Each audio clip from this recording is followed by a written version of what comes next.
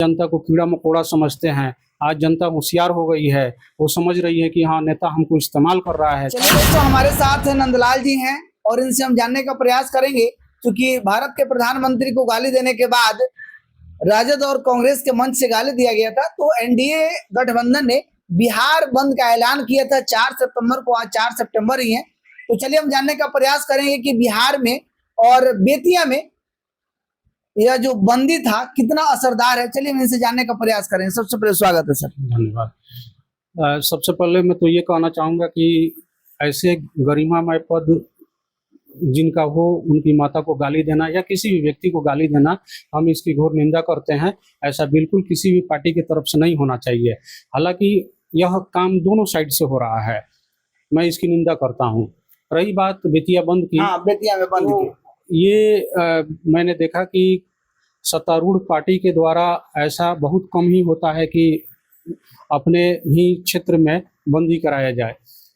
हालांकि इस बंदी का असर बहुत कम पड़ा है, जबकि होना ये चाहिए कि अगर पार्टी सत्तारूढ़ सत्ता में है तो बंदी का असर पूरा होना चाहिए था, लेकिन ऐसा नहीं हुआ है, बंदी बहुत कम ही हुआ है। अच्छा, जैसे कि बेतिया में मैंने देखा कि बहुत ज्यादा भीड़ नहीं था बंद लेकर के, कार्यकर्ता भी बहुत ज्यादा नहीं थे, तो आखिर में इसका रीजन क्या है? क्यों आखिर में लोग सड़क पर नहीं आए? सबसे बड़ी रीजन क्या है? इसका कारण तो नेतृत्व ही है। हमारे जो भी यहाँ के नेतागण हैं, उनमें शायद इच्छा शक्ति की कमी होगी, हो सकती है, और लोगों ने इस चीज को देखा होगा, इसीलिए अच्छा नंदलाल जी, एक चीज और बता दीजिए हमें। कहा जाता है कि सत्ता में भारतीय जनता पार्टी है और बेतिया में सांसद भी भारतीय जनता पार्टी के हैं, यहाँ की विधायक भारतीय जनता पार्टी की हैं, तब फिर मतलब बंदी इस तरह का क्यों हुआ? हाँ, उन लोगों ने शायद बढ़िया से इस चीज को या तो पहल नहीं किया होगा, या फिर उनका जो ग्राफ है वो घट रहा होगा, कारण यही हो सकता है। क्या ऐसा नहीं लग रहा है कि जनता होशियार हो चुकी है, लोगों को समझ में आ गया है कि नेताजी हमारे साथ क्या कर रहे हैं? हाँ, तो यही तो कारण है कि लोगों ने अपना समय, जबकि बहुत कम समय का ये बंदी था, उसके बावजूद भी लोगों ने सड़कों पर नहीं आया है। ये बात मान रहे हैं ना? हाँ, बिल्कुल बिल्कुल। लोगों को अब लग गया है कि हमारे साथ नेताजी लोग का क्या व्यवहार है। हम अगर जीएमसीएच में जाते हैं इलाज कराने, तो वहाँ की क्या स्थिति होती है, तो हम झूठ मूठ के अपना रोजी रोटी छोड़ के हम रोड पे क्यों आए? हाँ, और मेन यही है कि जब भी जनता को जरूरत पड़ती है, हमारे नेतागण जो भी हैं, वे लोग अपने घरों में बंद रहते हैं और कभी भी कोई भी बातों को सुन नहीं पाते हैं, उसको टाल देते हैं, क्योंकि इनको सत्ता का घमंड हो चुका है।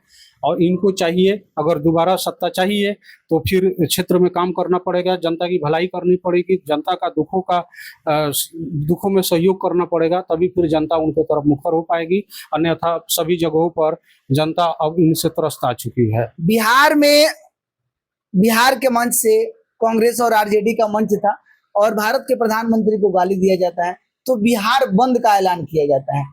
क्या बिहार के मजदूर या बिहारी खुद क्या भारत के अलग अलग राज्यों में गाली नहीं सुनता है? हाँ, बिल्कुल सुनते हैं, चाहे वो महाराष्ट्र हो या फिर पंजाब हो, दिल्ली हो, उत्तराखंड हो या फिर साउथ में हो, हर जगह गाली सुनता है। तो चाहिए कि इसके लिए भी प्रधानमंत्री जी या जो सत्तारूढ़ पार्टी है उसको भी आंदोलन करें, ताकि हमारे जो मजदूर हैं या जो प्रवासी हैं वो भी गाली ना सुन सके। 11 मजदूर उत्तराखंड के बादल फटने से मर गए, मंगलैया गांव है।